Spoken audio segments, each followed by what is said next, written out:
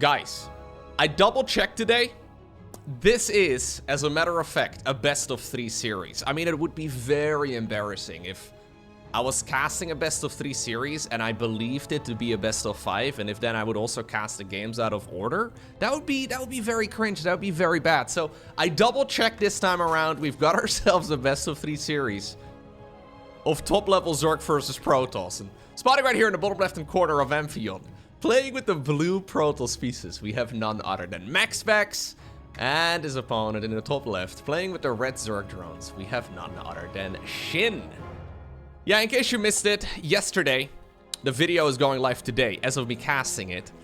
This particular series anyways. I haven't yet published the video. I made a very significant blunder. I somehow, some way, was casting for 90 minutes before I realized that what I thought was a best-of-5 series was actually a best-of-3. It was such a good set of games that I decided to upload the video anyways. It's not up yet, as of me casting this right now, but I decided I want to...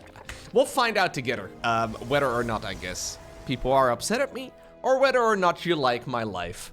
Blooper reel? Blooper reel. God, I can't even talk. Okay, this particular series should be really fun, right? I've been a big fan of SHIN as of late. I mean, I've always known that SHIN is very good, has been one of the highest ranked Zerg players from Korea. However, lately, he's been mixing up his playstyle a lot. And he's one of the very few players out there who is winning against both Clem as well as MaxPax. MaxPax, as of me recording this right now, is the highest ranked Protoss player in the world, according to Aligalek. He's been dominating everybody, but last time they played against one another, you may recall, it was a best-of-5 series.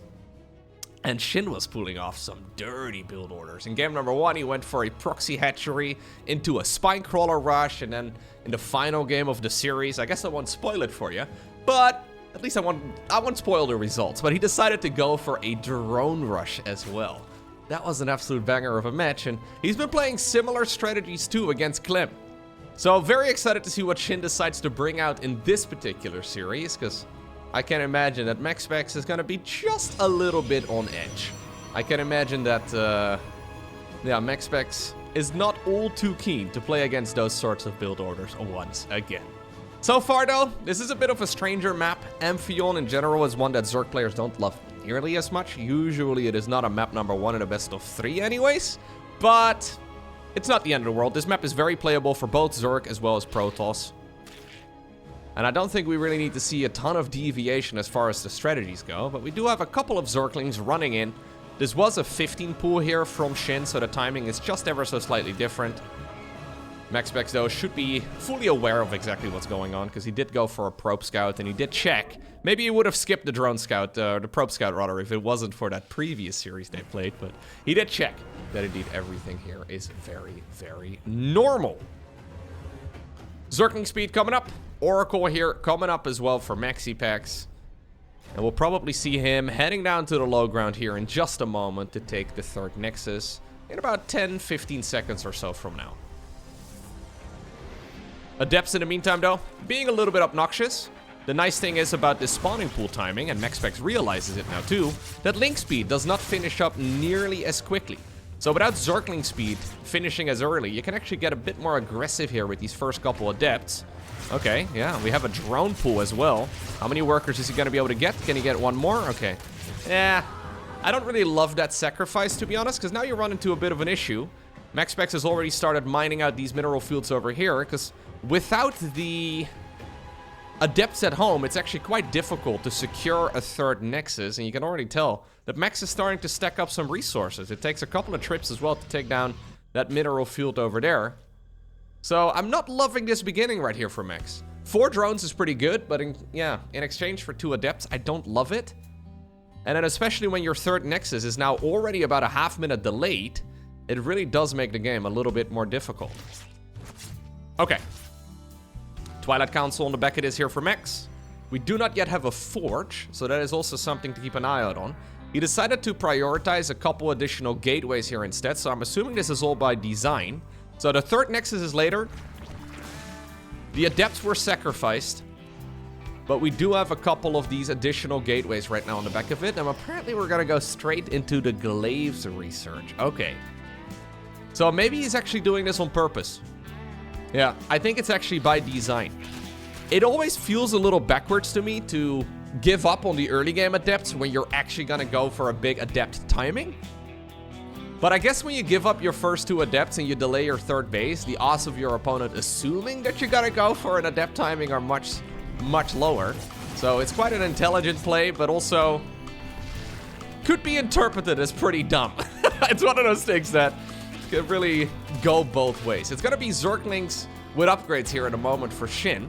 That +1 though is certainly not going to finish anytime soon, and he can run into a couple of issues here, specifically against the adepts. He's mostly just on a Zergling-based army. Now, Zerglings, they can be quite useful, but they're not amazing by any stretch of the imagination against those very fast attacking adepts. So this is about a 45% attack speed improvement for the adepts, and now SHIN sees what he's going up against, desperately starts up a round of roaches, as many as he can afford, but he doesn't really have that many resources in the bank. Now he can make a wall off. This is the Serral defense. I always like that one. Serral likes to do this in every single one of his games. Queens are actually targeted, all right, on top of the Oracle, and it looks like they may be able to get the kill.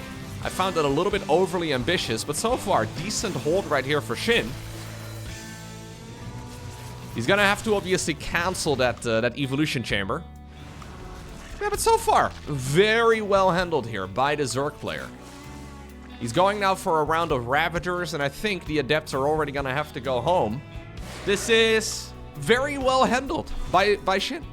Not really running into any issues, so I kind of expected him to be the aggressor in this particular series once again, but look at this. Apparently MaxPax is thinking the same thing. He wants to be the one, though, who hits the opponent in the face instead. Now, sadly here for the Protoss, he's building this pylon within Overlord Vision. Overlord Vision is bigger than that of these units over here. Now that the structure is finished, he's gonna see indeed that he's been spotted, and this is certainly not going to work out. It's gonna be a infestation pit right now on the back of this, and I believe, yep, I also saw a Hydralisk den.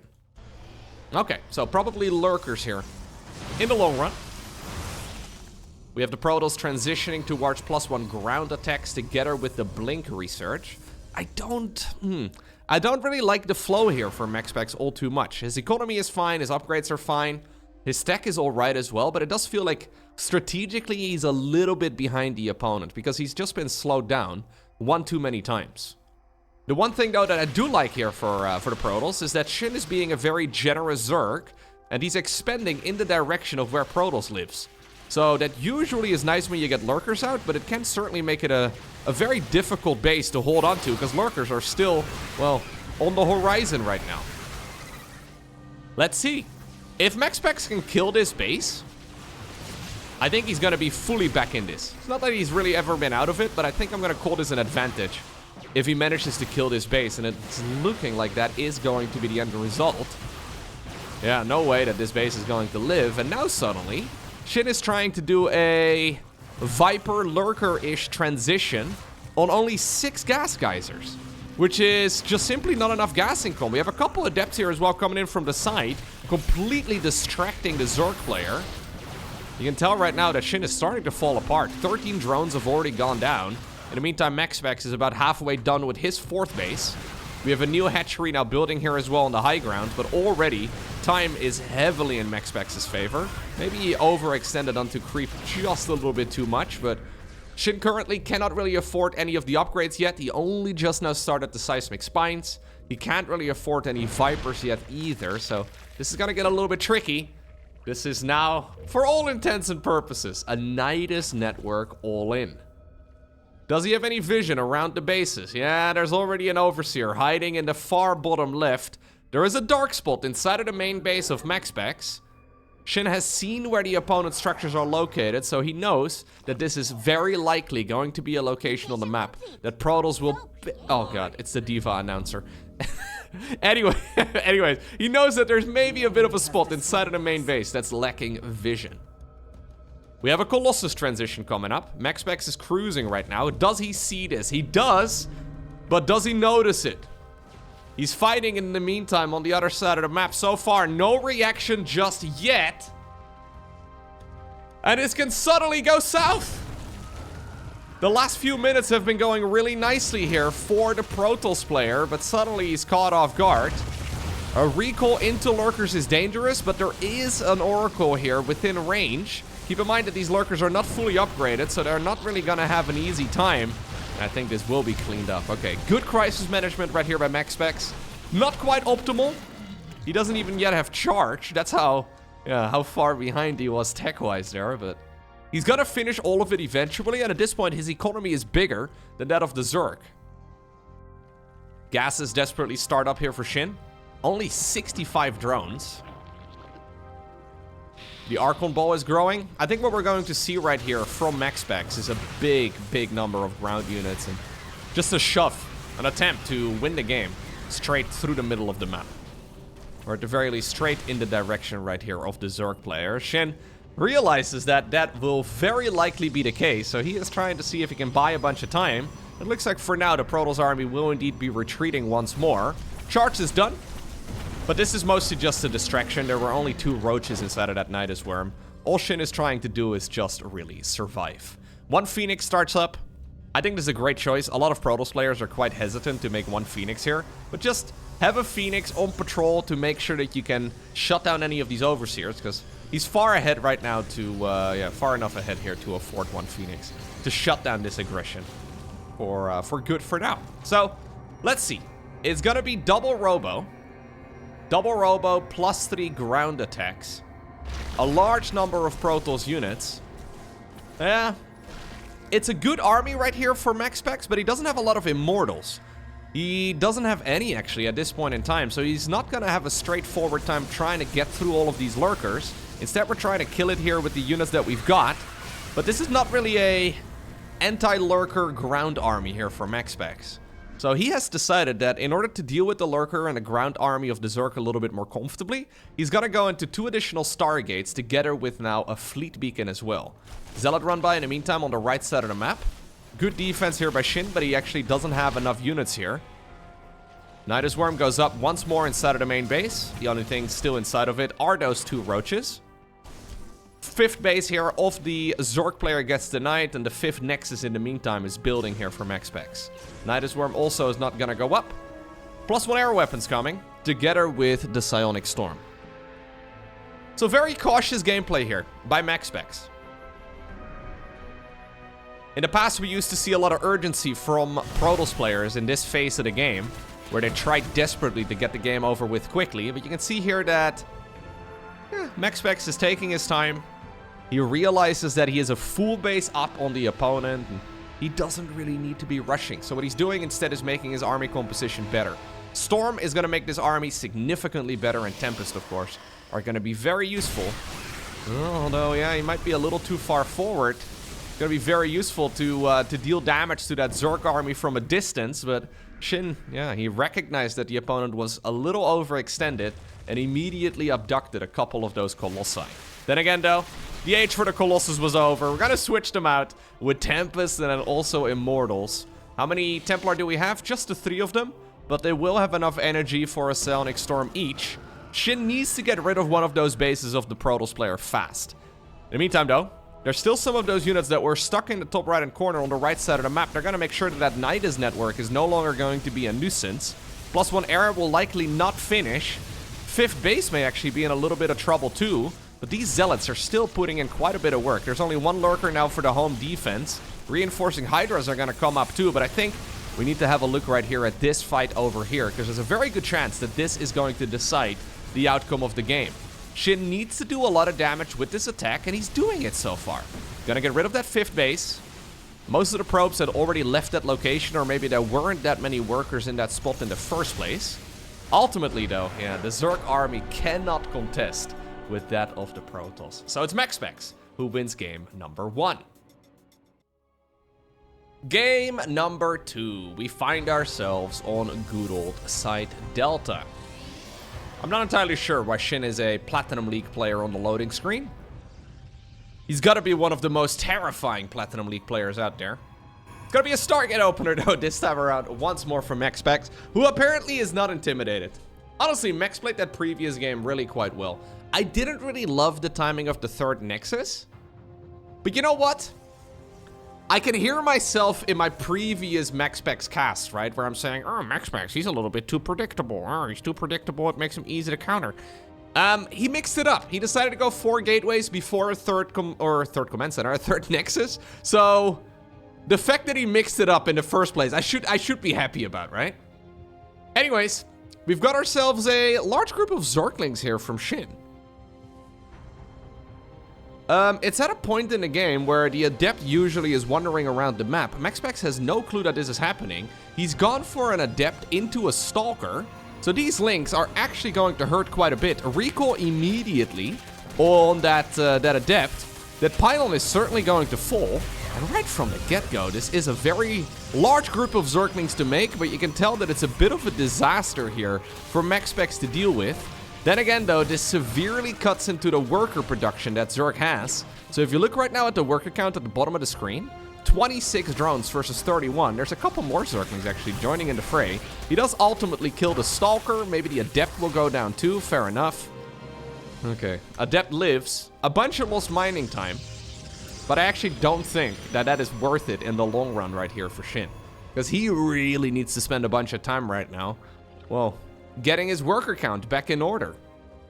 Again, the crisis management from MaxPax is really good.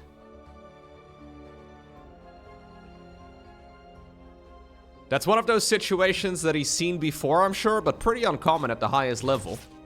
But he looked at it and he immediately made all the right decisions. He clearly had enough energy there. It's very tempting to just use your chrono boost over and over and over again. A lot of Protoss players will tend to do that, but MaxPax left a little bit of room in the tank to bring that Adept back home, and ultimately that was a very important play.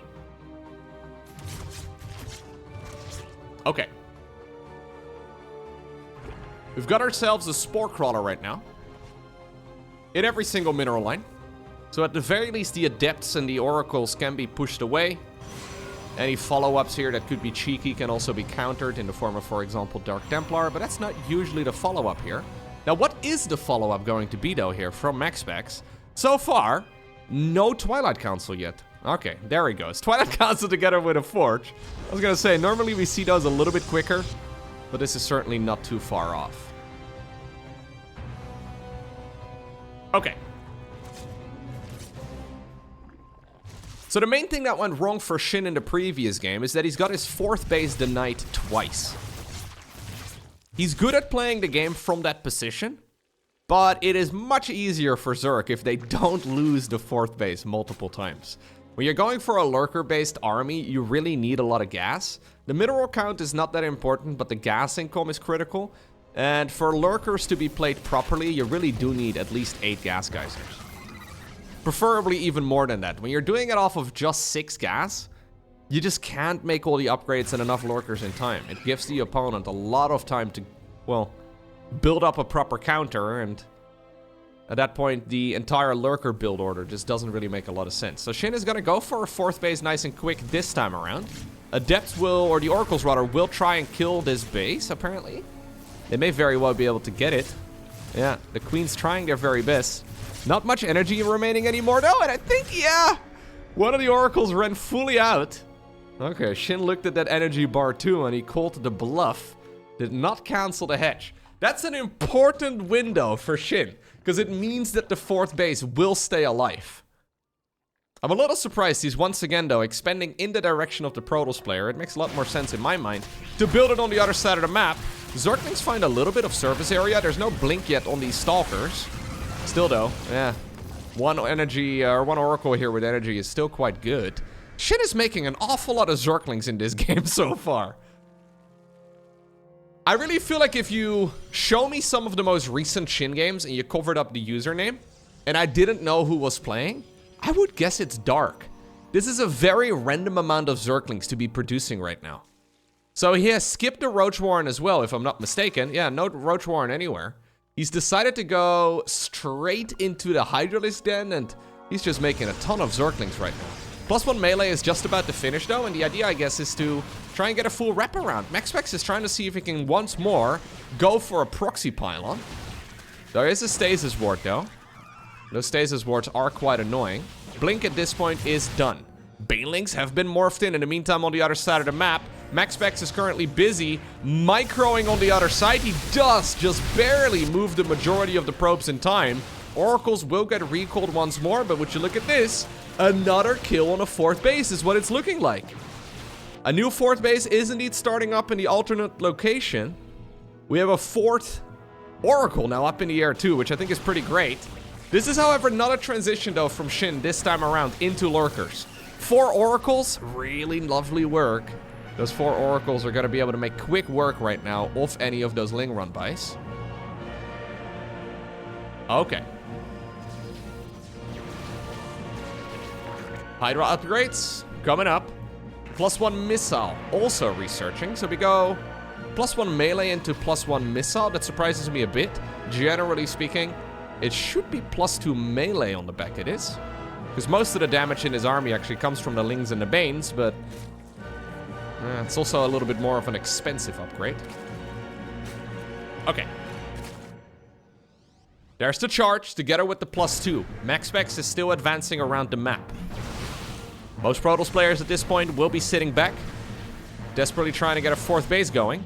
Apparently not Mr. MaxiPax. He is in the meantime, though, under a bit of pressure over here. That was a pretty quick battery overcharge. He's still fighting. Does he have recall available? No, the upgrade is on cooldown. And that means that those Zerglings are going to be able to put in a ton of work. In the meantime, the Hydra's Queens and the reinforcing Zerglings are trying to see if they can keep this Protoss army at bay. For now, so much damage is being done. +1 melee here. Very nice as well on those Zerglings to get some additional damage in. And it looks like SHIN has managed to keep the Protoss player off of the creep for now. Links are going to go back home to help out with the base defense. That proxy pylon, though, is still coming in clutch. That is a lot of zealots. All that SHIN really needs to do at this point in the game is hold. The Protoss army is still big. Those Oracles have not much energy. And I think this is ultimately going to be enough here for SHIN, yeah. At this point, his income is just too significant. So every minute that goes by at this point, we're getting about 1,000 more income for the Zerg. 1,000 more resources a minute, and that adds up really quickly. Look at SHIN, just bringing in more boys to the yard here, man. Ay, ay, ay. The Banelings are basically milkshakes. I like it. I guess it's like a kiwi flavor or something, right? Okay, MaxPax sees it again. Great warp in there. Woo, sharp warp in. Beautiful defense, but ultimately, I've got a feeling that this is fizzling out for Max. Because he's not really making a lot of room onto the creep. He's not really killing any of the Zerg economy very much. And he's 20 workers behind. Max is essentially all in. He's not rebuilt that Nexus that he's lost. He's not really rebuilding any probes. Instead, we're gonna go into Storm? Okay. MaxPax has never really been one to wrestle in the mud, but maybe this is like the gameplay switch that we need to see, you know? Like him mixing it up in game number 1. I feel like this is one of those decisions Max would not have made a couple months ago. He's basically saying, okay, I'm gonna do an extended 2-base all-in. I'm gonna feign going back home.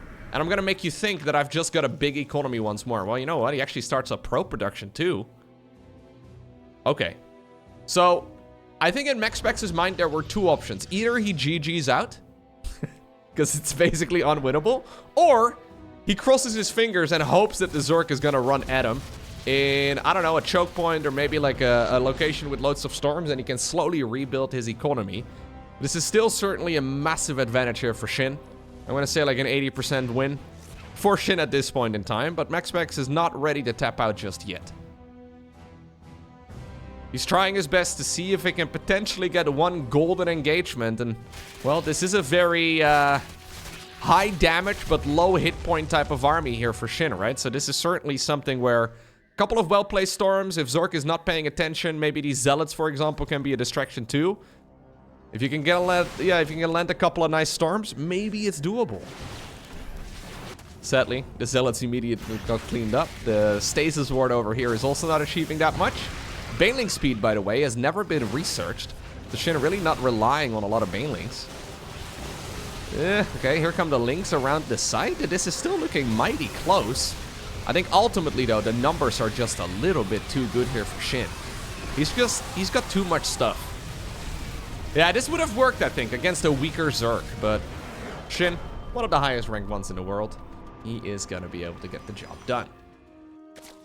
And that means it all comes down to this. Final game in this best of 3 series. We find ourselves on Oceanborn. No proxy hatcheries, no 12 pools, no bailing busts, since he's pulling out of gas. SHIN apparently is a changed man, at least compared to the previous time they played. To be fair though, these maps are not nearly as spicy. Oceanborn is a very stock standard map, nothing really that requires crazy build orders. Max not really making any big changes in the earliest stages of the game. He's mixing it up a little bit later on, but Stargate here once more to start things off. That's why they call it a start gate. It's the only thing that makes sense. Nah, it's by far the best way to open. We see Protoss players messing around sometimes with Twilight Council and a little bit of Robo first as well, but it's just all inferior, it seems, to the good old Stargate, into the good old Oracles. Oracles are one of those units that are really good when you're really good at the game. Yeah, probably one of the hardest units to get good at in StarCraft 2. And I would probably say MaxPax is the best Oracle microer in the world. Is that a title? Is that an award? I'm not sure. But his Oracle control is significant. You want to be able to dive in and kill a bunch of drones, because if you kill nothing, you're also kind of behind. But at the same time, you cannot afford losing the Oracles until, like, Hydras or so hit the battlefield, because they're too well-rounded. They're so important, like killer and creep, for example, but also scouting, killing drones, keeping your bases healthy. So far, though, excellent defense here by SHIN. I saw somebody asking, by the way, why his name is SHIN. Somebody assumed in the YouTube comment section that it was a body part, you know? Like, it is. SHINs are body parts. I mean, I'm a content creator, as we all know. Gaming content creators don't have legs. But I believe I have shins of my own. But it's actually because it's his real name. So he changed his username from Ragnarok. And he became, I think it was Hebom for a little bit. Something like that. I'm not exactly sure on the spelling. Which is, I think, his family name. And SHIN is his personal name. So, yeah. He decided to change it out. It's as if I would change my username to Simon. Yeah, maybe it's the other way around. I'm not exactly sure. Hebom is his personal name. SHIN is his family name. It's one of the two. Anyways.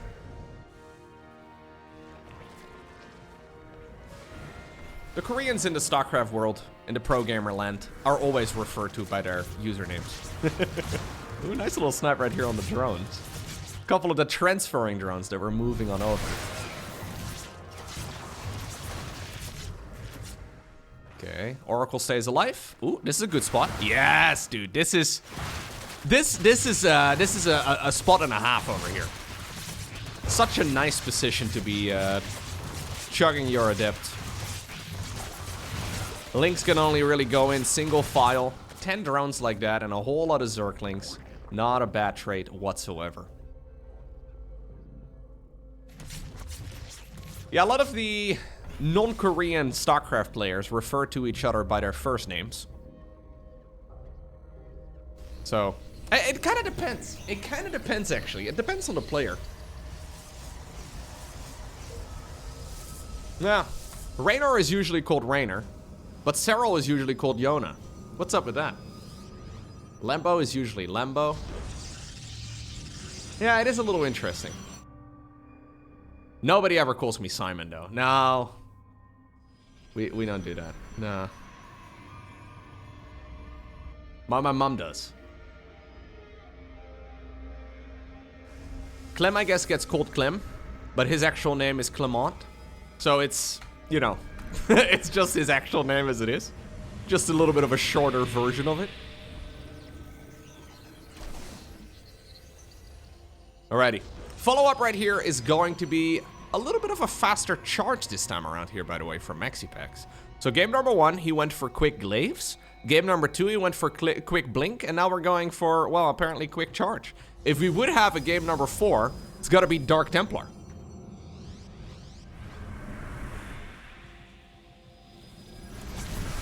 Keep in mind that SHIN in the previous game skipped the Roach Warren, and this time around it's no different. And without a Roach Warren, it's actually really difficult to defend these attacks. So MaxPax is reacting to the games that he's seen so far in this series.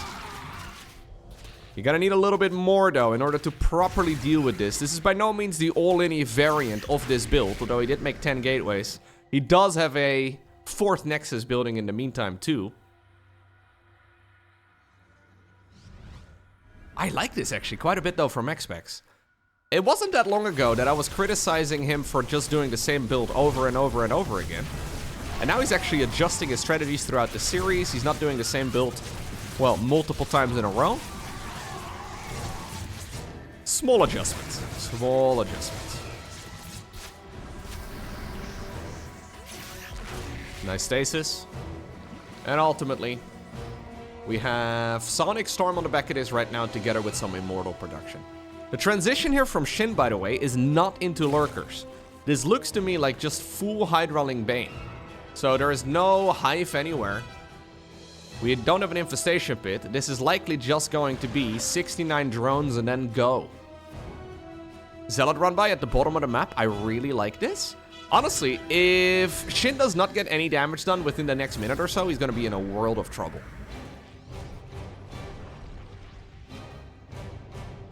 Good scout here by SHIN. He will know that he has to make a move on. So essentially the build here is to make a stupid amount of Banelings and then hope you don't get stormed to death. Oh, we have contamination on Psystorm. Psystorm is 8 seconds away from finishing. If he goes right now, SHIN might be able to get something done. He obviously doesn't know this, but he's gonna try. He's gonna try. Those High Templar are completely pointless right now. Great zoning right there with the Archons. All of the High Templar at this point are gone, though. We have the Zealots in the meantime committed towards the 3rd base. What a very sharp timing right now by SHIN. It's been a very long time since I've seen good use of contamination. Ultimately, though, the Protoss army here still hits very hard. 13 probes have gone down already, though, and there's gonna be more on the back of this, too. Contamination for the win? Dude, if he had 4 storms with this engagement, like, look how close this is without storm. Imagine if those units were just softened up right before the engagement began. That would have been massive. In the meantime, though, that Zealot group on the bottom left-hand corner is doing a ton of work, too. Yep. As close as that was, and as nice as that attack from SHIN was, he just cannot deal with the Zealots. These are upgraded Zealots on the other side of the map, and, well, they have dealt even more damage than that entire army right there from SHIN did on the other side of the map. So, cool play on the contamination. Very sharp timing attack. But ultimately, it's MaxPax who obtains the victory.